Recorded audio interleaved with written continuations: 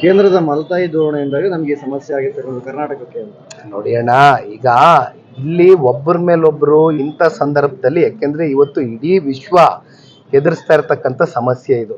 ಇವತ್ತು ಯುದ್ಧ ನಡೀತಾ ಇದೆ. ಯುದ್ಧ ನಡಿಬೇಕಾದಂಥ ಸಂದರ್ಭದಲ್ಲಿ ಯಾವುದೇ ದೇಶಗಳಲ್ಲಾಗ್ಲಿ ಇವ್ಯಾವು ಕೂಡ ಅಷ್ಟು ಸುಗಮವಾಗಿ ನಮಗೆ ಸಿಗ್ತಕ್ಕಂಥದ್ದು ಆಗೋದಿಲ್ಲ. ಆದ್ರೂ ಕೂಡ ಒಂದ್ ಹೆಜ್ಜೆ ಮುಂದೋಗಿ ಪ್ರಧಾನ ಮಂತ್ರಿಗಳಿರ್ಬೋದು ಅಥವಾ ಎಲ್ಲ ಕೇಂದ್ರದ ಅಲ್ಲಿರ್ತಕ್ಕಂಥ ಸಚಿವರುಗಳಿರ್ಬೋದು ಯಾವ ರೀತಿ ಜನಸಾಮಾನ್ಯರಿಗೆ ತೊಂದರೆ ಆಗ್ಬೇಕಿರ್ತಕ್ಕಂಥ ನಿಟ್ಟಿನಲ್ಲಿ ಒಂದು ಜವಾಬ್ದಾರಿ ತಗೊಂಡು ಅವ್ರ ಕರ್ತವ್ಯವನ್ನು ನಿರ್ವಹಿಸ್ತಾ ಇದ್ದಾರೆ. ಇಂಥ ಸಮಯದಲ್ಲಿ ಇದನ್ನ ಮುಂದಿಟ್ಕೊಂಡು ರಾಜಕಾರಣ ಮಾಡ್ತಕ್ಕಂಥದ್ದು ನನಗೆ ನಿಜಕ್ಕೂ ಕೂಡ ಕಾಂಗ್ರೆಸ್ನವರ ನಡವಳಿಕೆಗಳು ಶೋಭೆ ತರ್ತಕ್ಕಂಥದ್ದಲ್ಲ ಅಂತಕ್ಕಂಥದ್ದು ನನ್ನ ಭಾವನೆ. ನಾವು ಜೊತೆಲಿ ಇರ್ಬೇಕು. ಯಾವ ರೀತಿ ಸ್ಥಳೀಯ ಸಂಸ್ಥೆ ಚುನಾವಣೆ ಒಂದ್ ಕಡೆ, GBA ಚುನಾವಣೆ ನಡಿಬೇಕಾಗಿದೆ, ಬೆಂಗಳೂರಿನ ಗ್ರೇಟರ್ ಬೆಂಗಳೂರು ಅಥಾರಿಟಿ ಚುನಾವಣೆ, ಜೊತೆಯಲ್ಲಿ ಜಿಲ್ಲಾ ಪಂಚಾಯತಿ, ತಾಲೂಕ್ ಪಂಚಾಯತಿ ಸೇರಿದಂತೆ ಗ್ರಾಮ ಪಂಚಾಯತಿ ಚುನಾವಣೆಯೂ ಕೂಡ ನಡಿಬೇಕಾಗಿದೆ. ಆ ನಿಟ್ಟಿನಲ್ಲಿ ಪಕ್ಷದ ಸಂಘಟನೆ ನಿರಂತರವಾಗಿ ಸಾಗ್ತಾ ಇದೆ. ಆಯಾ ಜಿಲ್ಲೆಯ ನಾಯಕರುಗಳು ನಿರಂತರವಾಗಿ ಕ್ಷೇತ್ರದ ಅವರವರ ಕಾರ್ಯಕರ್ತರ ಜೊತೆನಲ್ಲಿ ಒಂದು ಸಂಪರ್ಕ ಇಟ್ಕೊಂಡು, ಜೊತೆಯಲ್ಲಿ ಇವತ್ತು ನಮಗೆ MLA ಆಗಿ ಮಾಡ್ತಕ್ಕಂಥದ್ದಕ್ಕೆ, MP ಆಗಿ ಮಾಡ್ತಕ್ಕಂಥದ್ದಕ್ಕೆ ಕಾರ್ಯಕರ್ತರ ಶ್ರಮ ಜಾಸ್ತಿ ಇದೆ. ಮುಂದೆ ಬರ್ತಕ್ಕಂಥ ಕಾರ್ಯಕರ್ತರ ಚುನಾವಣೆಗೆ ನಾವು ಅದಕ್ಕೆ ಪೂರಕವಾಗಿ ಅವ್ರಿಗೆ ಬೆಂತಟ್ಟಿ ಅವ್ರನ್ನ ಜಿಲ್ಲಾ ಪಂಚಾಯತಿಯಲ್ಲೋ ತಾಲೂಕ್ ಪಂಚಾಯತಿಯಲ್ಲೋ ಆರಿಸ್ತಕ್ಕಂಥದ್ದಕ್ಕೆ ಅವ್ರ ಜೊತೆ ನಿಂತ್ಕೊಳ್ತಕ್ಕಂಥದ್ದು ಮಾಡ್ತೇವೆ. ಚರ್ಚೆ ನಡೀತಾ ಇದೆ.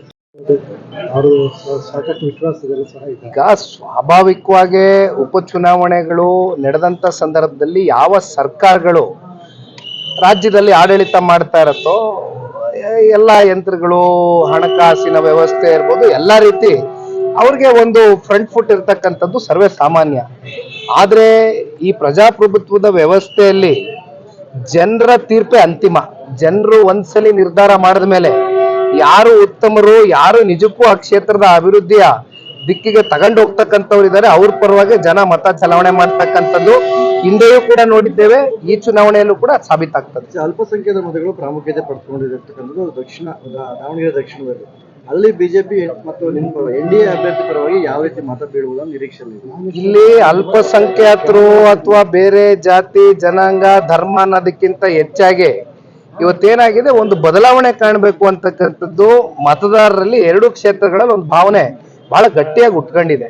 ಆ ನಿಟ್ಟಿನಲ್ಲಿ ಜನ ಅಭ್ಯರ್ಥಿಯನ್ನ ನೋಡಿ, ಜೊತೆಯಲ್ಲಿ ಬಿಜೆಪಿ ಮತ್ತೆ ಜನತಾದಳ ಪಕ್ಷದ ಈ ಹಿಂದಿನ ಸಾಧನೆಗಳು, ಮುಂದೆ 28ರ ಒಂದು ಸಾರ್ವತ್ರಿಕ ಚುನಾವಣೆಯನ್ನು ಎದುರು ನೋಡ್ತಾ ಇದ್ದಾರೆ ಜನ. ಬಹುಶಃ ಅದಕ್ಕೆ ದಿಕ್ಸೂಚಿಯಾಗಿ ಜನ ಉತ್ತರ ಕೊಡ್ತಾರೆ ಅಂತಕ್ಕಂಥದ್ದು ನಾನು ಬಹಳ ಗಟ್ಟಿಯಾಗಿ ನಂಬಿಕೆ. ಹೇಳ್ಬೇಕು ಕಾರಣ, ಸರ್ಕಾರದ ಕಳೆದ 3 ವರ್ಷದ ಆಡಳಿತ ಏನಿದೆ, ಆಡಳಿತ ಯಂತ್ರ ಅಂತಕ್ಕಂಥದ್ದು ಸಂಪೂರ್ಣ ಕುಸಿದೋಗಿದೆ. ಅವರಲ್ಲಿ ಆತ್ಮವಿಶ್ವಾಸದ ಕೊರತೆ. ನಾಳೆ ZPTP ಚುನಾವಣೆ, MLA ಚುನಾವಣೆಗೆ ದಿಕ್ಸೂಚಿ ಆಗ್ತದೆ ಅಂತಕ್ಕಂಥ ಆತಂಕದಿಂದ ತಡೆ ಹೊಡೆದಿದ್ದಾರೆ. ಅದನ್ನ ಬಿಟ್ರೆ ಬೇರೆ ಇನ್ನೇನು ರೀಸನ್ ಏನು ಇರ್ಲಿಕ್ಕಿಲ್ಲ. ಆದ್ರೂ ಕೂಡ ಇದು ಬಹಳ ದಿನ ನೀವು ತಡೆ ಇಟ್ಕೊಂಡು ಮಾಡ್ಲಿಕ್ಕೆ ಆಗೋದಿಲ್ಲ. ಕೋರ್ಟು ಅಂತಿಮವಾಗಿ ಒಂದು ಡೈರೆಕ್ಷನ್ ಕೊಟ್ಟ ಮೇಲೆ ಅದನ್ನ ಎಲ್ಲರೂ ಕೂಡ ತಲೆಬಾಗಿ ಪಾಲನೆ ಮಾಡಬೇಕಾಗ್ತದೆ. ಸರ್ಕಾರವೂ ಇರ್ಬೋದು, ಯಾರೇ ಇರ್ಬೋದು, ತಲೆಬಾಗಬೇಕಾಗುತ್ತೆ. ನಿರ್ಭೀತ, ನಿಷ್ಪಕ್ಷಪಾತ, ವಿಶ್ವಾಸಾರ್ಹ ಸುದ್ದಿಗಳಿಗೆ ಮತ್ತೊಂದು ಹೆಸರಾಗಿರುವಂತ News18 ಕನ್ನಡ ಈಗ ಆಪ್ನಲ್ಲೂ ಲಭ್ಯವಿದೆ. ದಯವಿಟ್ಟು ಇಲ್ಲಿರುವಂತ QR ಕೋಡ್ ಸ್ಕ್ಯಾನ್ ಮಾಡಿಕೊಂಡು ಆಪ್ ಡೌನ್ಲೋಡ್ ಮಾಡೋದಕ್ಕೆ ಮರಿಬೇಡಿ. ನಿಮ್ಮ ಬೆಂಬಲ ಹೀಗೆ ಸದಾ ನಮ್ಮೊಂದಿಗಿರಲಿ. ಧನ್ಯವಾದ.